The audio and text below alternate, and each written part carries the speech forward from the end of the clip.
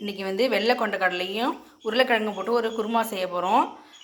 அதுக்கு வந்து தேவையான பொருட்கள் வந்து அதுக்கு தேவையான மசாலா பொருட்கள் அரைக்கிறது என்னன்னு சொல்கிறேன்.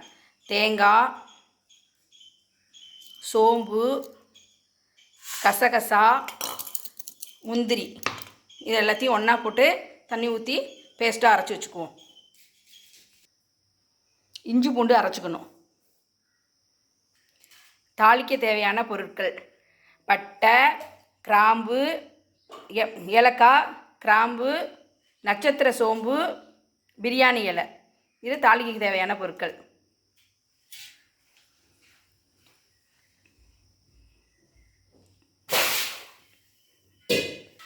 உருளைக்கிழங்கை வந்து கியூபாக அரிஞ்சு வச்சுருக்கேன்.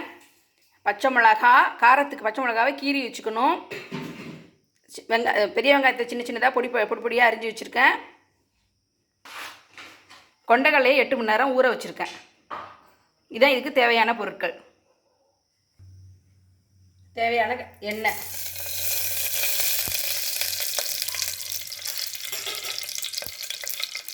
இந்த மசாலா ஜாமான் எல்லாமே இதில் போட்டுரும். இது நல்லா பொரியணும்.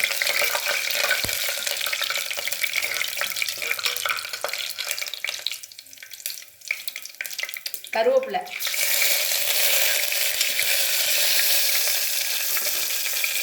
பச்சை மிளகாய்,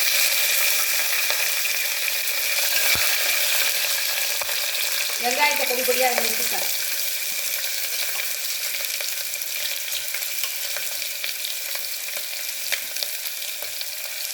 வெங்காயம் ரொம்ப வதங்க வேண்டாம், சும்மா ஒரு கண்ணாடி பதத்துக்கு வதங்கினா போதும்.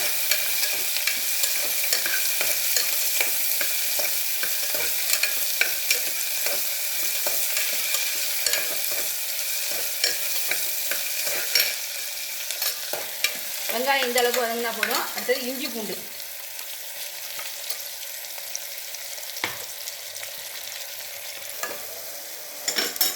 அடுத்து உருளைக்கிழங்கு, அதையும் ஒரு வதக்கு.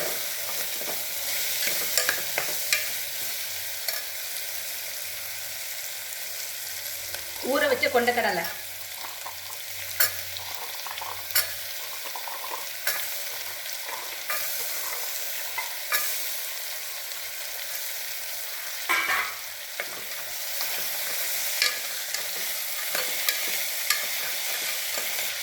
அரைச்ச மசாலா, தேவையான அளவு தண்ணி ஊற்றிக்கணும்.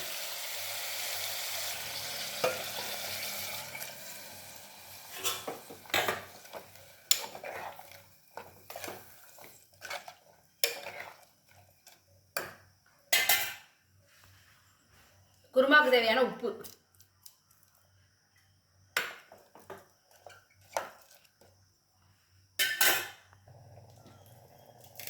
கொத்தமல்லி போட்டு 3 விசில் வச்சு இறக்கிட வேண்டியதுதான்.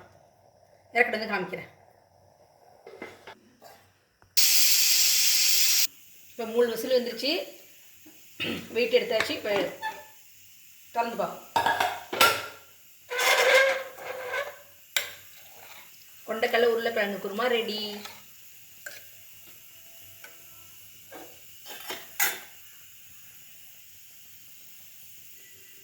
இட்லி, தோசை, சப்பாத்தி, ரைஸ் இது எல்லாத்துக்கூடையும் சாப்பிட்லாம். ரொம்ப அருமையாக இருக்கும். இது மாதிரி ஒரு தடவை செஞ்சு பாருங்கள்.